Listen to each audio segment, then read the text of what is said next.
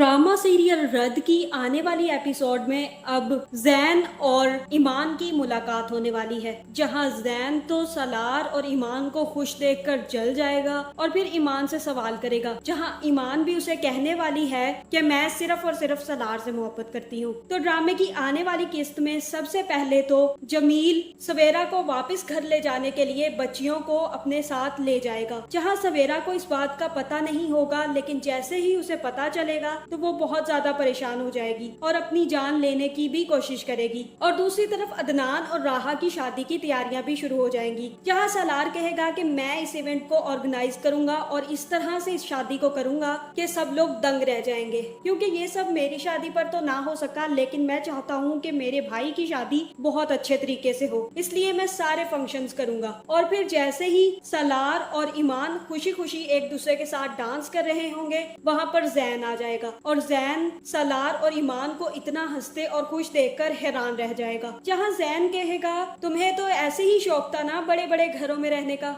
तो मिल गया तुम्हें ख्वाबों का शहजादा। जहाँ ईमान कहेगी कि हाँ, क्योंकि मैंने सलार से शादी कर ली है। और तभी सलार आकर ईमान के हाथों में कंगन पहनाना शुरू कर देगा। जहाँ फिर जैन कहेगा कि इतनी प्यारी लग रही हो, क्या उस दिन भी इतनी ही प्यारी लग रही थी जिस दिन तुम्हारी मेरे साथ शादी थी। और इन सवालों के बाद ईमान कहेगी कि मुझे सलार की मोहब्बत ने और भी ज्यादा खूबसूरत कर दिया और मैं तुम्हें भूल चुकी हूँ और मैं अब सलार से ही मोहब्बत करती हूँ, इसलिए तुम मेरी जिंदगी से जितनी जल्दी हो सको निकल जाओ। और तब जैन वहाँ से चला जाएगा। जहाँ फिर सवेरा की ऐसी हालत देखकर ईमान का बाप भी अपना ऑपरेशन करवाने से मना कर देगा। जहाँ फिर सलार उन्हें समझाएगा कि अभी आपकी तबीयत ज्यादा जरूरी है, अभी हम आपके ट्रीटमेंट को बीच में नहीं रोक सकते। जहाँ फिर जमील भी दोबारा से फोन करके सवेरा से कहेगा, तुम्हारा बाप और तुम्हारा बहनोई सलार मुझे जेल पहुंचा देंगे, तो अगर तुम ये खुशफहमी में हो तो इसे भूल जाओ। दूसरी तरफ ये बात जैन आकर अपनी फुफ्फो को बताएगा कि मैंने आज ईमान को देखा